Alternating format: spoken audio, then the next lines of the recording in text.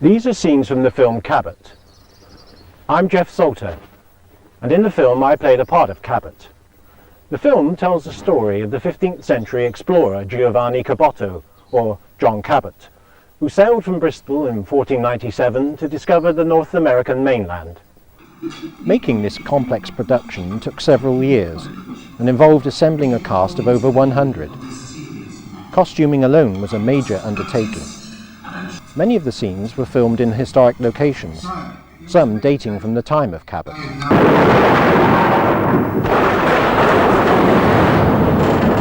A feature of the film is the dramatic special effects, including, at the climax of the film, a great storm.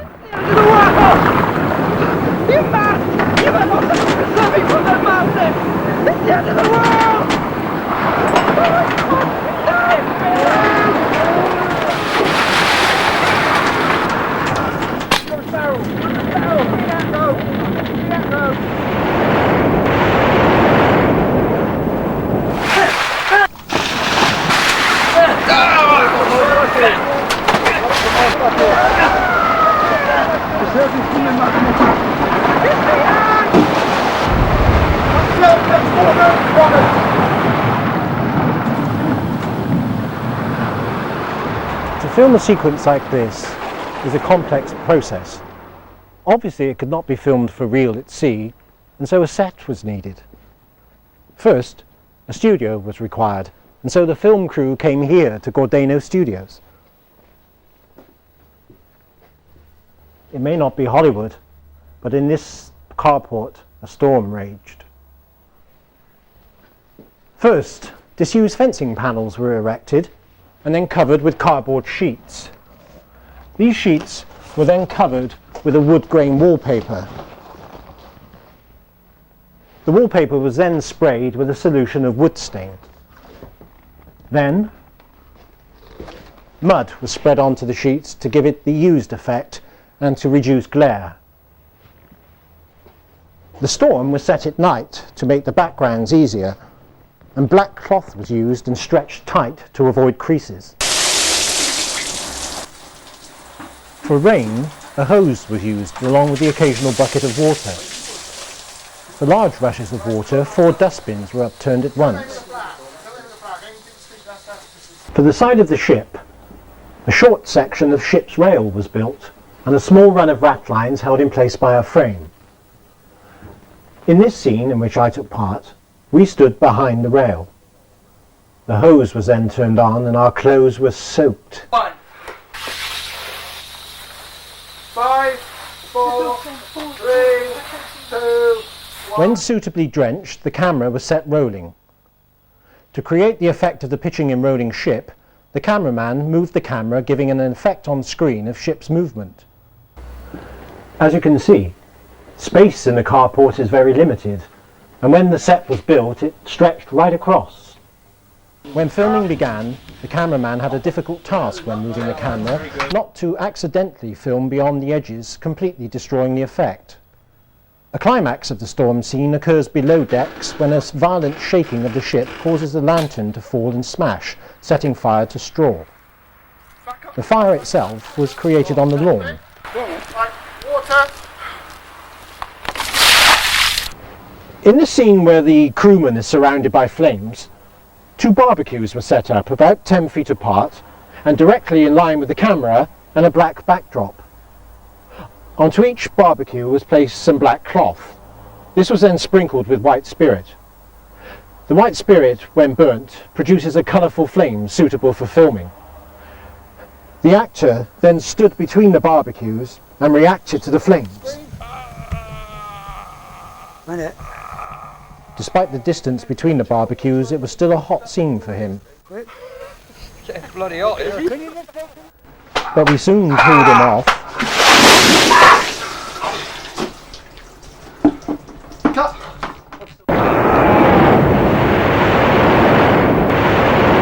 This scene was created by building a small section of ship's timber, lightly constructed with several of the pieces of wood part cut through.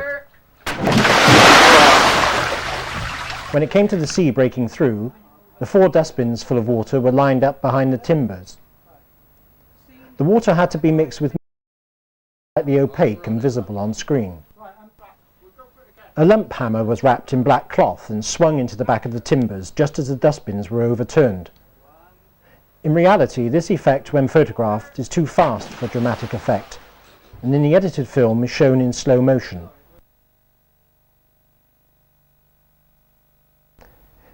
In the film, there is a fight between my character, Cabot, and the ship's mate. This distracts us from the gathering storm, and when one of the ship's reefing lines becomes jammed, Cabot takes emergency action. This is the sword that was used. It's Japanese. You will have to watch the film in its entirety to find out why Cabot had a Japanese sword. It's very sharp, but the filming of the cutting of the rope was far from easy. Camera running, whatever you like, Jeff. We got it. We got it. Rewind the rope.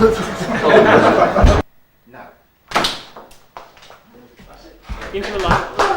Into the light with it.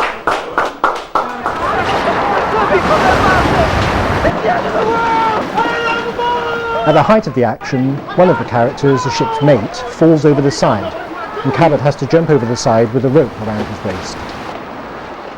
There were limitations, however, to what could be filmed in the carport studio. So, for some storm scenes, the crew moved here to Brean Down, south of Weston-super-Mare. The ratlines, the frame and the ship's rail were all built onto a road trailer and wheeled into the sea. For a few shots, however, the side of the ship is seen with characters swimming in the sea. To give the cameraman sufficient height to get a view of both the ship's side and the characters in the sea, he had to stand on a stepladder. Obviously, with such a setup, filming was extremely difficult, but with perseverance, the shots were completed.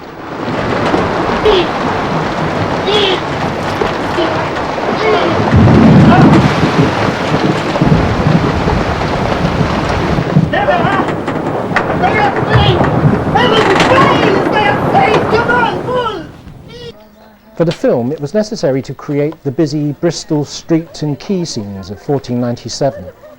This was achieved by using local farms, as they offered locations such as rough roads and outbuildings which could be suitably dressed for the period.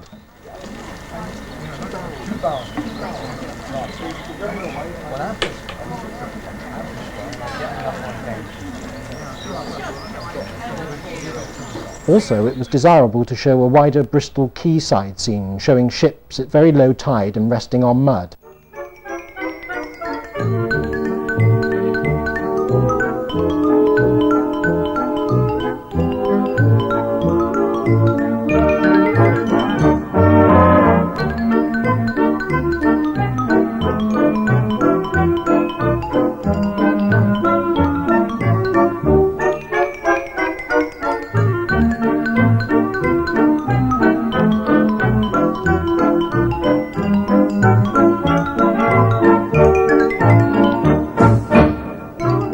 Storyboards were produced for this, with rough drawings of details required. From this, models were made with a backdrop of castle wall, painted sky and houses. This is a good example of the small-scale models needed to create a wider view. Another scene featuring a model is when Robert is shown making his way from Beth to meeting Amarique in the crypt. On the way, he hears an owl and looks up at a ship's mast. This shot is a mixture of real square-rigged sailing ship and a model castle tower. This is a tower, and it was mounted close to the camera to give correct perspective in relation to the masts. After the great voyage, when the Matthew arrived off the Newfoundland, there was a moment of apprehension as the crew gazed at the unexplored coast, wondering what dangers lie ahead. The quiet is shattered by the splash of the anchor. Anchor!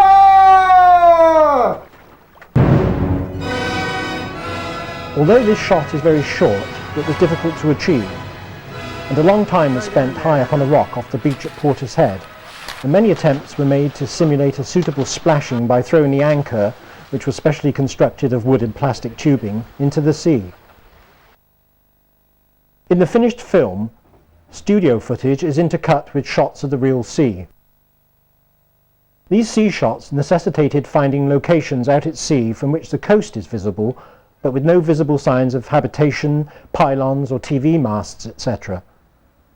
So the Solent was chosen, as it is within a day's drive of Bristol, and on a weekday in March it was anticipated that it would be fairly quiet afloat. The crew set off from Lymington in a chartered 30-foot sailing boat. Safety was important, and everyone was issued with life jackets and harnesses. A wooded stretch of the northern coastline of the Isle of Wight between Newtown Creek and Yarmouth was chosen to represent Newfoundland, and shooting began as if from aboard the Matthew. The camera had a lens hood filter and Polaroid filter to reduce the glare from the sea. Filming the bow wave involved much leaning out, and the harnesses certainly proved their worth. Shots were also taken of the open sea. With 3 wind muffs on the 707 camera mic, sea sound effects were also recorded for use on the soundtrack. Detailed planning was essential. Not only did the cameraman have to allow for glare from the sea and bright sun, but a batch of filters was a must.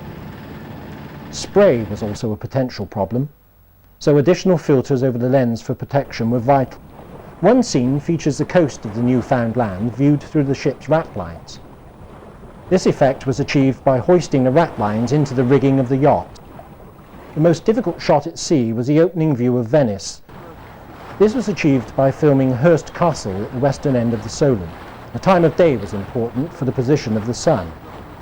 In the morning, our Venice horizon shot was lit head-on, and so it was not until between 4 and 5 p.m. that the sun was in the right position to create the silhouette. The other scene-setting shot of Venice was filmed here at Holy Nativity Church Knowle on the busy Wells Road. This church tower was built in the style of a Venetian campanile in the early part of the 20th century. This is only one example of where existing buildings were used to represent historic settings.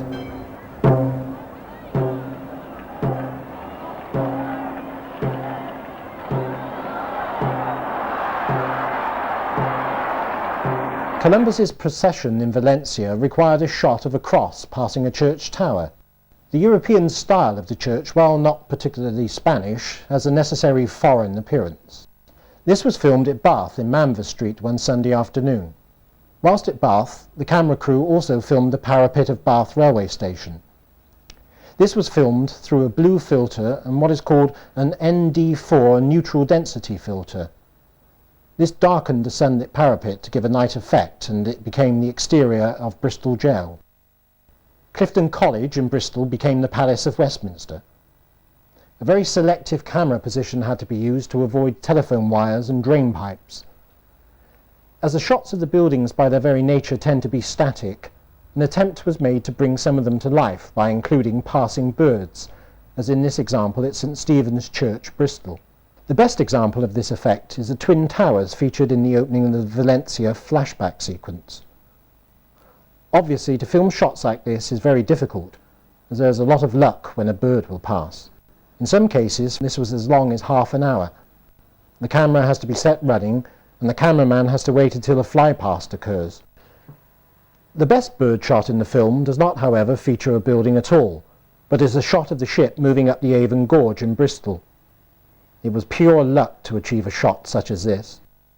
On the subject of buildings, some did not survive the film. When the script was being written, the authors thought it important to set the action in the historical context. Voyages of discovery in the 15th century were prompted in part by the closure of the ancient land routes to Asia.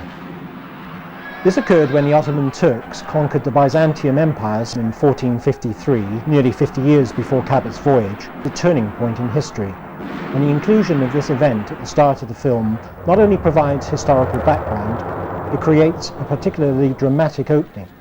Filming it was extremely complex. First, a storyboard was drawn up illustrating the main scene. One of the dramatic aspects of the attack on the city of Constantinople is the use of heavy artillery. In 1453, the use of guns was relatively new.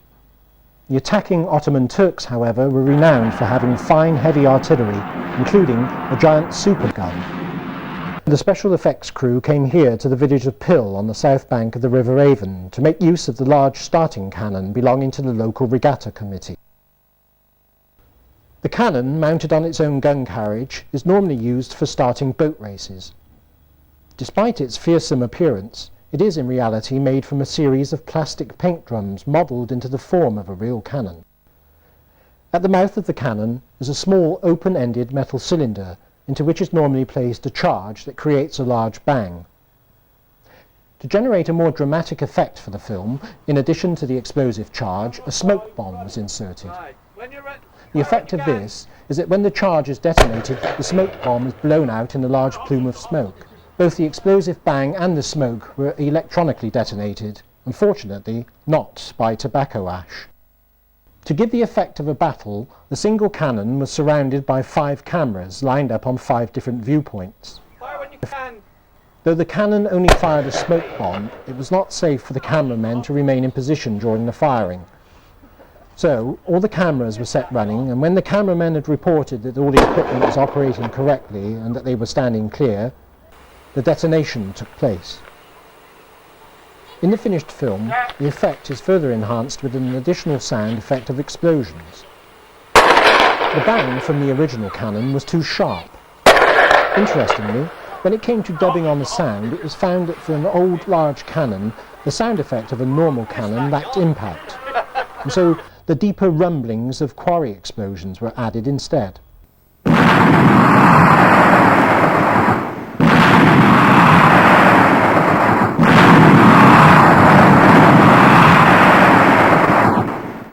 When a sequence involves fire, safety is of paramount importance, and filming needs to be carried out well clear of any buildings containing flammable materials. The production therefore moved here to the beach at Porter's Head on the Bristol Channel. By filming at low tide close to the sea, the crew faced mud but knew they were safe from causing any accidents. Various fire effects were filmed here. To add colour to the flames, a small amount of white spirit is sprinkled on the object to be burnt before it is ignited. White spirit is useful for providing flames in films, as it produces a very colourful photogenic flame. One of the most complex scenes involving fire was the falling cross. Now, this involves building a set with 3 layers. The nearest to camera contained a falling cross, which was in fact only 12 inches high. About 3 or 4 feet behind that was a workbench covered with black cloth. On the bench was a tray, and that had some more black cloth, and this was sprinkled with white spirit. Now behind that again was a background, and this was formed from 2 colour print enlargements of the double-headed eagle symbol of Byzantium. An invisible thread pulled the cross forward towards the camera when the fire was lit and the video camera was running. The perspective of the shot made the cross look far larger than it actually was. The effect was further enhanced at the editing stage by inserting it into the final film in slow motion. Another shot filmed here at Porter's Head, though not involving fire, was this one. The mosaic of the face was a colour print similar to this one. Featuring the mosaic was important, as mosaics have an association in most people's minds with ancient Rome. And of course, the Byzantine Empire was the last part of the Roman Empire to fall. The photograph was then stuck to card. Then, an identical copy of the photograph was cut into individual mosaic stones. Those stones were then laid onto the original photograph. Then, a small amount of dust was sprinkled on, and the whole montage hit with an axe. The effect was to try and show the mosaic stones jumping up on impact. This is the actual photograph that was used. As you can see, there are a number of blood stains on it. I wasn't present for this filming session, but the producer assures me that this is stage blood, which was used in another scene which ended up on the cutting room floor. But I'm not sure I believe him. The attacking Ottoman Turks were legendary horsemen. The sequence had to represent this. To this end, cameramen came here to Shepherdine Riding School. To frame a shot of horses' hooves is extremely difficult, and to produce the very short shot that appears in the finished production, an hour of rushes were shot. The problem did not end there, as the actual footage shot of the hooves throwing up dust lacked impact. The solution was solved at the editing stage by running the same action in slow motion. The scene that most people will remember from the opening of the film is a grand view of the city on fire, the whole dominated by the dome of Hagia Sophia. Hagia Sophia, or Church of Heavenly Peace, still exists in Istanbul, and so the model of it needed to be prepared carefully from photographs. The interior shot where rubble is seen falling was created by using a photograph of the inner face of a Byzantine dome of the period, though not Hagia Sophia itself. The burning debris was added to the shot to distract the static nature of the shot. This was achieved by dropping small pieces of balsa wood, all less than an inch long, which had been set alight moments before. To give an effect of size, the wood pieces were dropped just in front of the camera lens. Again, it was necessary to slow the action down in the final edit. Filming of the main shot was here on the beach again. The cityscape was built up of a number of models, some of which had already been used individually for other shots. Along the top of the model were placed firelighters. These could be lit and would burn without causing too much damage to the model as a whole too soon. The scale of the flames is also important, and the firelighters have the advantage, as long as they are reasonably spaced, that multiple small flames will be created. The set was built in 3 parallel lines, allowing access between each layer. The firelighters are lit using a blowtorch. This provides a quick method of ignition, and because it is certain, is very safe. In the middle of the set, a small amount of flash powder was placed in an envelope so that when the flames reached the point, there would be a puff of smoke which would hopefully appear as an explosion in the finished film. To convert the rushes into the scene in the finished film, a number of techniques had to be used in post-production. First, the scene is darkened. This is a technique often used in special effects photography, as darkened, slightly underexposed images can give the impression of size. The flames and the explosion, though, still look to be out of scale. This is because they are moving too fast. If this was a real city, then what are small flames on the model would in reality be huge. Such large flames and amounts of smoke would at any distance appear to move very slowly. This problem is partially solved by slowing the action down. As we've seen, an immense amount of detailed work is necessary to bring a short sequence to the screen. This is typical of filming special effects, where complex individual elements are melded together. Each scene itself can involve a vast amount of work and can be filmed in completely different locations. What matters in the end is the finished sequence on screen, and in particular how the special effects merge into the film as a whole. So finally, let's look again at the Byzantium scenes and how they relate to the complete opening pre-title sequence.